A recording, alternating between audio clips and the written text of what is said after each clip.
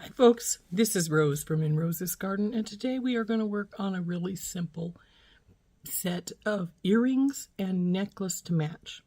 Now this is going to be pretty simple. So, and they're glass pearls, but I really, teardrops, but I really like them. So let's turn down and I'll show you what we're going to do. Now hopefully I'll stay on camera more today than I have been recently. I need to get a new tripod. This one keeps sliding and letting my, even though I set the spot where I want it, it turns and changes itself. Hopefully I can keep it from doing that too much today because this shouldn't be a long video. But what we're going to do is we're going to make some earrings. These pieces are for the earrings.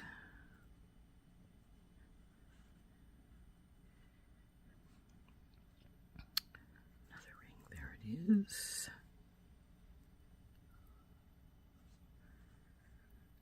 there's another wire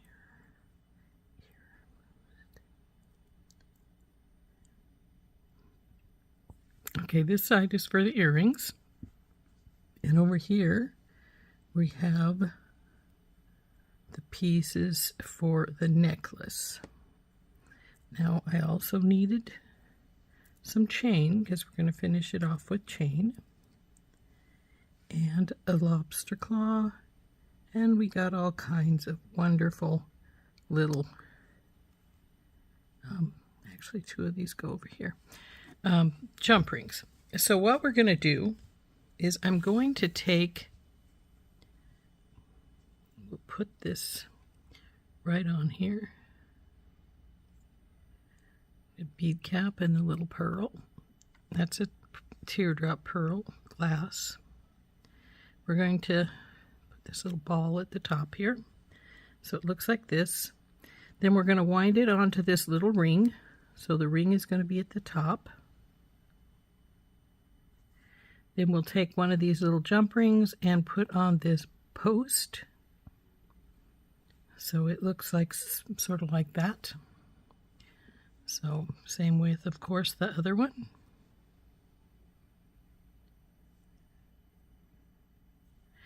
Now these are conforming bead caps, so you could squish them down more if you wanted to, so it forms right around the pearl. But I don't. I think it's fine just the way I've got it, so I'm not going to worry about that. Now when we wrap these up, we're going to put them right on the ring so that we don't have to have a jump ring for that. We're just gonna, then we'll jump ring it onto our post. So that will be the earrings.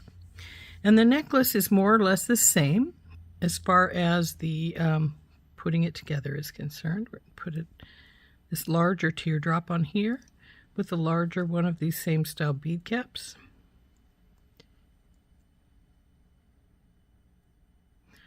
Oh, come on, where's your hole? Go on the hole. There we go. And then, because I didn't find any bigger ball head pins, which I should have some because I have a whole collection of them, I'm going to use sort of a double one here with a little flat one and then another round one. Then we're going to wrap it around this ring. This is our closure stuff up here. Then we're going to take and put our chain on either side of our ring with these little jump rings. And I've got two 9-inch pieces of chain because I wanted this to not be really long. So we're going to, like I say, we're just going to jump ring this onto either side here, the chain, and it will go up and around like so. So because we've got just a teardrop pearl, the same style of bead cap and a ring for these to hold on to, they're more or less the same, and I think they're going to be really pretty. So let's start with our earrings. We'll put these guys aside for right now. And since I've already got them put on here, all we need to do is wrap these up. So let's grab it and bring it over. This one's still wants to have the little ball run around to the other side. Don't suppose that's anything uncommon. Then we'll get our stepped bell making pliers. We'll go over the littlest ring. Nope, that's the larger. Go to the littlest. Up and around and over. Bring her down and around. Straighten her up some. Leave a gap so you can drop it onto the ring. There we go. Now we'll just grab hold of this where they come together, the wires. Get our other pair of pliers out and wrap this up.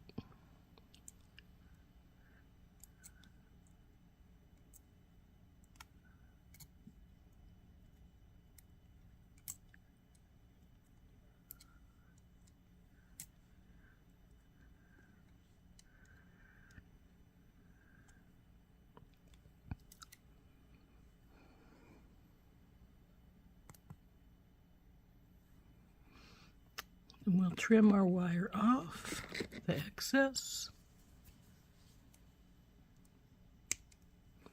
and tuck it in. Okay, there is our little, see how that goes? Then all we need to do to finish this earring off is to get one of these tiny jump rings and open it up. Then we'll hook it onto the ring and through our post. Now this one is a little different. Usually I would need 2 jump rings to make it go forward, but because this post's ring goes to the front like so, as you can see, I don't need that second one. So there is our first earring finished. We'll put the back on this one. And then we'll go to do the second. And that's what she looks like. Now this is a small earring. I probably wouldn't wear it because it is tiny, and well, anybody who's watched me for very long knows that I'm a big dangle person. So these are just some that I'm making to put in my craft stuff. I have a show coming up this weekend, so they'll go with that into there. Whoops, don't lose your ring. Onto there. Hold. And wrap.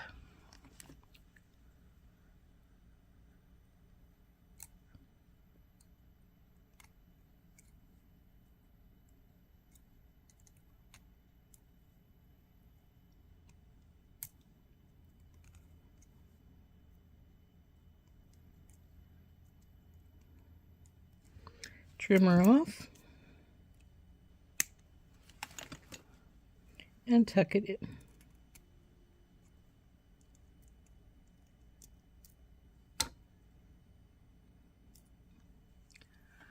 And now we want to, again, get that little jump ring, open it, over the ring, and through our little loop on our post. Now I chose to use posts instead of the regular ear wires I normally use because I figured that it would, number one, that it would look better because it's a small earring and I don't want it to have something big on it. And number two, because it would mimic sort of the ball that's down here. And also at the bottom, since this is ball head pins that we've got these on. So there is our set of earrings.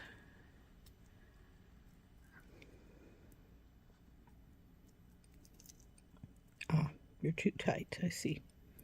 Got the back too tight and it's making the earring hang funny because it's pushing against the wire that it's holding onto.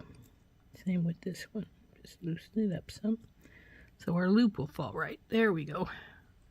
So there are those earrings. Aren't those cute? So now we'll set these aside a little bit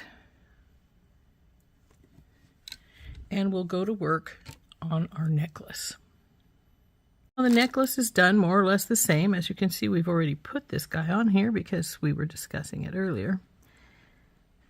Come here, you. The difference is because this ring is wider, I may want to use the larger setting on my stepped bell making pliers. Let's see if I think that this little loop would have gone around this. It would, but it would be not very mobile. So we'll use the second one. Up and over and around. Bring her down and over and straighten her up some. Now we'll put her on the ring. There we go. And we'll wrap it up.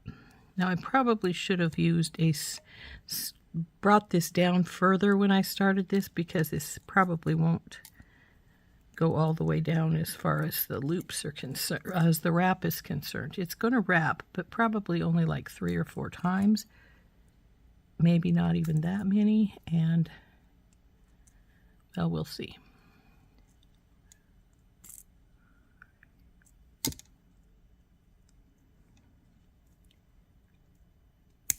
Come here, you.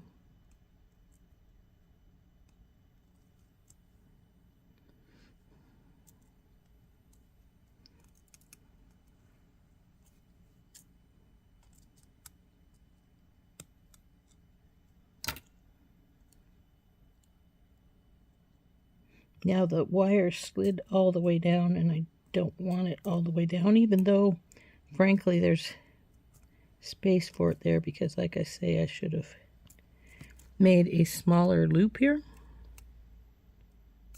or a smaller, made a base be smaller, I should say, the base wire. But it's still good. Now let's see if I need to straighten it. Nope, she looks pretty good. So there is our piece that will match our earrings right there, as you can see. Now the next step is to put the chain on either side.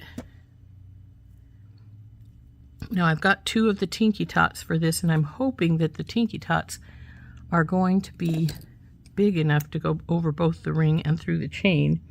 If not, then we will switch to a bigger size of jump ring.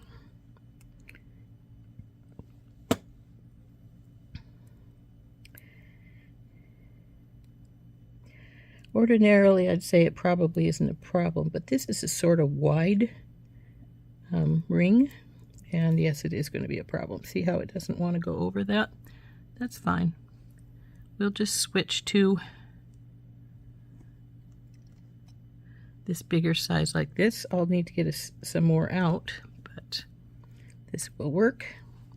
So we go over the ring, and then we grab one of the pieces of chain. Quite frankly, I should have put the chain on first. It's easier if you put the smaller thing on first, because then the bigger one isn't fighting for the position of where the small one is at. Let's see, did I get that close? Yep, looks it. So here's one side. Now I need to go and get a couple of more jump rings. Actually, they're right here, so no problem. I can just grab them. 2. So I put the other chain on the other side.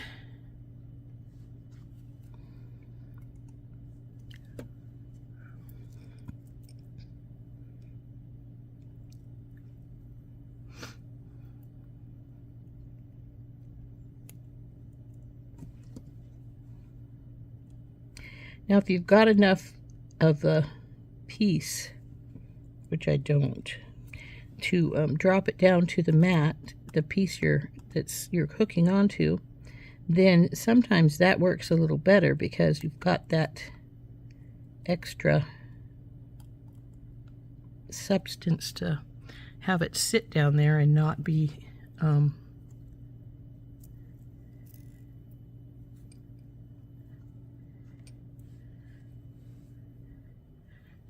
Anyway, it will hold your piece so that it doesn't flop all over the place.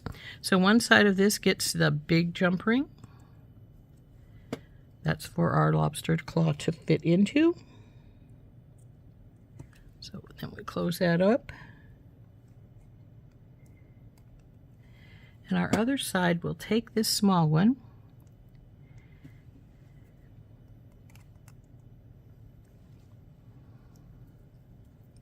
go through the other end of our chain, and then our lobster claw,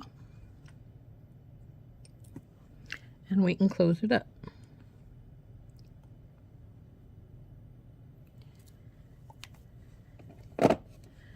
Now we can just hook this together, and there is our necklace and earring set.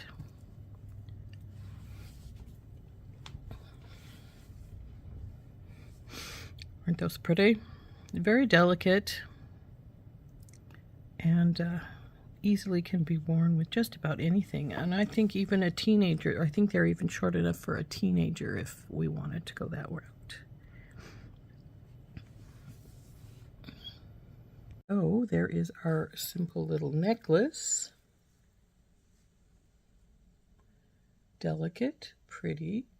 It's got an 18-inch chain since it's two 9-inch pieces. And though when you add the jump ring, the middle of your ring there, and the lobster claw, it's probably more like 19, but here's the necklace. Isn't that pretty? And then here are our little matching earrings. Like I said, they're short. Not something I would normally wear because, let's face it, I'm a dangle person. I like them long. But they are really, really pretty. And they match the necklace quite well. So,